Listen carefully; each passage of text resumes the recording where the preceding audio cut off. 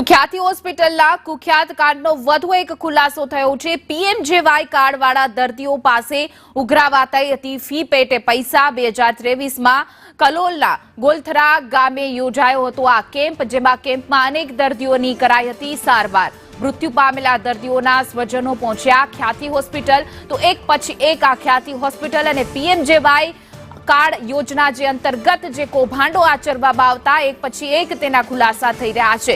તો પીએમજેવાય જે સરકારી યોજના છે તેના પર પણ પૈસા ઉઘરાવવામાં આવતા હતા। ક્યાંક ને ક્યાંક ખુલાસો થઈ રહ્યો છે। દર્દીઓના હૃદય ખોટી રીતે ચીરવા અને તેમને મોતને ઘાટ ઉતારવા, હૃદય ચીરો, ખોટા ઓપરેશન કરો અને સરકારી યોજનાઓમાંથી નફો કમાવો, આ જ ઉદ્દેશ્ય સાથે ચાલતી અમદાવાદની મલ્ટી સ્પેશિયાલિસ્ટ જેનું નામ આપવામાં આવ્યું તેવી ખ્યાતિના કુખ્યાત કાંડ રોજ નવા સામે આવી રહ્યા છે। જ્યારે ગાંધીનગર પાસે કલોલ નજીક આવેલા ગોલત્રા ગામમાં પણ આ જ પ્રકારે એક મેડિકલ કેમ્પ યોજવામાં આવ્યો હતો અને મેડિકલ કેમ્પ યોજીને પીએમજેવાય યોજના હેઠળ પૈસા મળશે અને સર્જરી કરવામાં આવશે, પરંતુ અહીંયા તો દર્દીઓ પાસેથી બી પૈસા લઈ લેવામાં આવે છે અને કાર્ડમાંથી તો પૈસા લઈને દર્દીઓને પણ દાગીના વેચીને આ સર્જરી કરવી પડે તેવી સ્થિતિ ઊભી થઈ છે। દર્દી આપણી સાથે છે, ગોલત્રા ગામથી અહીંયા ખ્યાતિ હોસ્પિટલ પહોંચ્યા હતા, એમની સાથે જ વાત કરીએ। ભાઈ, ક્યાંથી આવો છો અને ખ્યાતિ હોસ્પિટલ શા માટે આવવું પડ્યું? અમે ગામ ગોલત્રાથી આવીએ છીએ। અમે ખ્યાતિ હોસ્પિટલમાં મારા પપ્પાનો હૃદયનો તકલીફ હતી તે માટે ઓપરેશન માટે આવ્યા હતા। એટલે અહીંયા બેને એવું કીધું કે તમે અત્યારે લેવરનું ને એવું હોજું છે એટલે તમે પૈસા રોકડા ભરો અને બીજી દવા કાર્ડમાં થશે। તમે રોકડા ભર્યા અને કાર્ડમાંથી પછી ફોન આવ્યો તે પછી કાર્ડમાંથી પૈસા કપાવવાના। સર્જરી કરી, કોની સર્જરી કરી કે કોની દવા કરી અને પછી ક્યારે મૃત્યુ પામ્યા તમારા ફાધર? એ 10મા મહિનાની 13 તારીખે સવારે મૃત્યુ પામ્યા હતા અહીંયા। કાર્ડમાંથી કેટલા પૈસા કપાયા અને કેવી રીતે પૈસા તમે મેનેજ કર્યા હતા અહીંયા ભરવા માટે? અમે તો ડાયરેક્ટ આલે બેન જ આલ્યા હતા। કેટલા? 2 લાખ રૂપિયા। કેવી રીતે? રોકડ જ દાગીના વેચીને આપ્યા હતા। એટલે તો દાગીના તો અમે ઘરે વેચ્યા હતા અને અહીંયા પૈસા આપ્યા હતા। કેટલી ખરાબ સ્થિતિ આ પ્રકારે થાય છે અને પૈસાની ઉઘરાણી કેવી રીતે તમારી જોડે કરવામાં આવી, કેવી રીતે વાતચીત કરવામાં આવી હતી, ડરાવવામાં આવ્યા હતા તમને?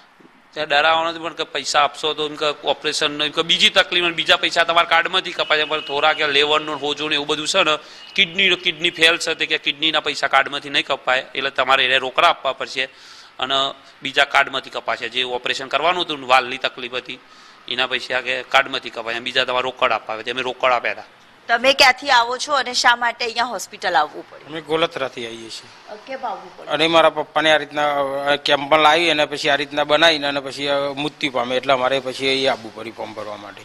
બરાબર। કેવી રીતે વાતચીત એ વખતે કરવામાં આવી હતી? અને એ વખત કેમ્પમાં લાયા હતા અને કેમ્પમાં લાવીને અને કે તમને આ રીતના કે તકલીફ છે, 2 સ્ટેન્ડ મૂકવો પડશે અને 2 સ્ટેન્ડ એ લાઈન મૂક્યો અને પછી મૂકીને પછી દાખલ કર્યા એડમિટ અને પછી એ રીતે અહીં મૃત્યુ પામ્યા એટલે પછી અહીંયાથી અમે ઘેર રજા લઈ।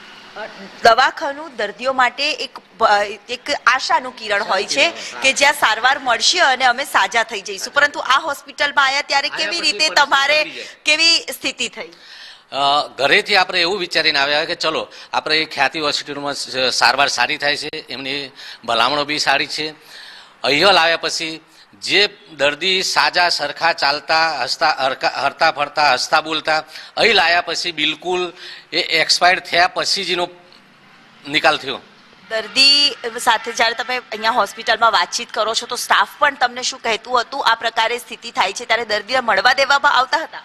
બિલકુલ નહીં। અહીંયા બહાર આવીને ગમે એટલી કોશિશ કરીએ પણ અહીંનો સ્ટાફ જે હતો એ અમને પેશન્ટ જોડે બિલકુલ જવા દેતા નહોતા। શું કહેતા હતા? હા, બસ તમને અત્યારે મળવા દેવામાં નહીં આવે, તમે દર્દીને મળશો ને તો એમના મગજ ઉપર ખોટી ઇન્ફેક્ટ થશે, એમની સારવાર જે થાય છે એ બરાબર જ થાય છે, અમે બરોબર જ કરીએ છીએ, અમારા ઉપર તમને ભરોસો નથી, આવી ખોટા દલાહ દઈને અમને પેશન્ટ જોડે બિલકુલ જવા જ દેતા નહોતા। અને એ લોકો શું કરે છે અમને કોઈ ખ્યાલ જ નહોતો। અને ડોક્ટરો દિવસો તો બિલકુલ કોઈ ડોક્ટર કે કોઈ દેખાય જ નહીં, ખાલી સ્ટાફ જ હોય, આખો દિવસ ખાલી બાટલા ચડે અને સવારે 5 વાગે ક્યાંથી ડોક્ટરો આવે છે, શું કરે છે શું નહીં, પછી 5 વાગે ઓપરેશન કરી કે જતા રહે, દિવસે કોઈ ડોક્ટર જોવા મળે નહીં। જરૂર એટલે રાત્રિના અંધારામાં હોય કે વહેલી સવારે દર્દીના સગા ન હોય તે દરમિયાન ડોક્ટરો અહીંયા પહોંચતા હતા. તેવું અહીંયા પહોંચેલા જે દર્દીઓ છે તેમનો સીધો આક્ષેપ જોવા મળી રહ્યો છે. સાથે જ યોગ્ય તપાસ અને ઠોસ કાર્યવાહી સાથે અનેક લોકોના જીવ ગયા છે અને જે પરિવારજનોએ પોતાના સ્વજનો ગુમાવ્યા છે તે પરિવારજનના સભ્યો પણ અહીંયા ખ્યાતિ હોસ્પિટલ પહોંચ્યા છે. કેમેરામેન પુખરાજ શર્મા સાથે દિવ્યા ચૌહાણ, સંદેશ ન્યૂઝ, અમદાવાદ.